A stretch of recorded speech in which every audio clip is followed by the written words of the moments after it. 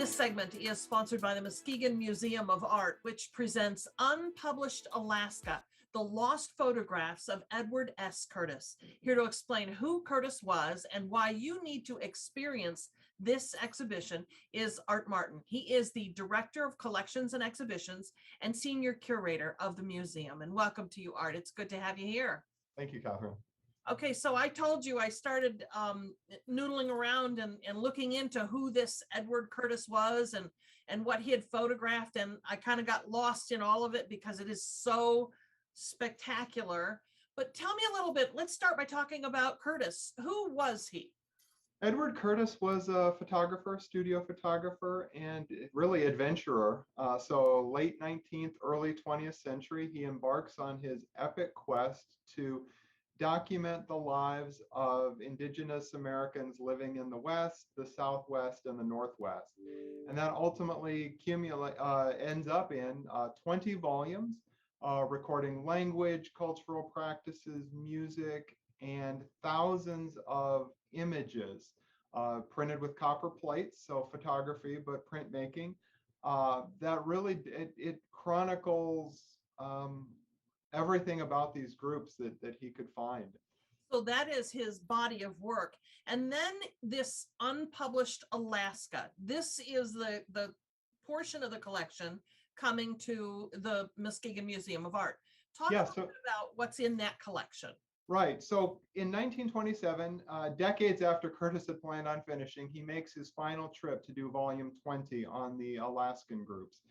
And on this trip, he takes for the first time film. So up to this point, it's been glass negatives. And so he shoots a lot of film that doesn't end up in the final book. So we have over 100 images that have never before been published or seen by the general public that were passed down through the Curtis family. And so this is working with them. This is the first time these images will be seen. Along with the images are, I believe, some journal entries, right, where he kind of chronicles the experience?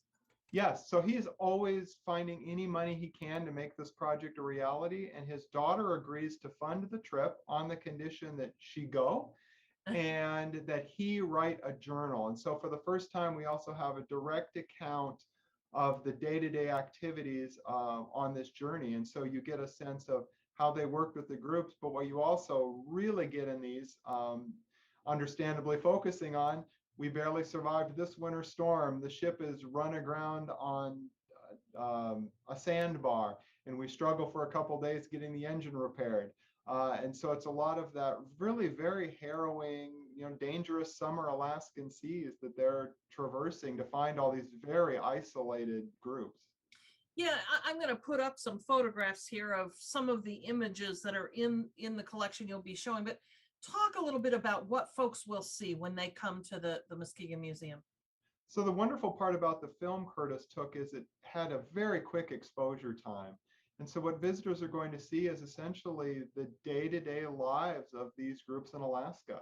So they're going to see how they lived, their homes, their kayaks, some of their cultural practices, and then just a lot of very human portraits of people from 1927, and to see what has changed for these groups, what has remained, how much these cultural traditions have endured. And so there are images of a lot of parkas and a lot of furs and a lot of ice. They're above the Arctic Circle, so it's but it really gives a sense of how people lived and who they were. He was devoted to that, the telling of those stories in all of those volumes that he created. Over more than 20 years he did all of that work, right? Absolutely. And on this journey, he takes a different historian than he had used in the previous volumes, but Eastman is right alongside him, as is Beth for the first start of the journey, Beth, his daughter, recording the stories. So there's a journal entry that just says, met with the old man again and got more stories, got some good pictures. Well, I love it.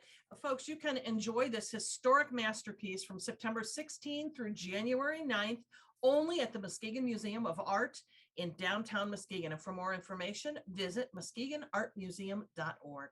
Art, good to have you here.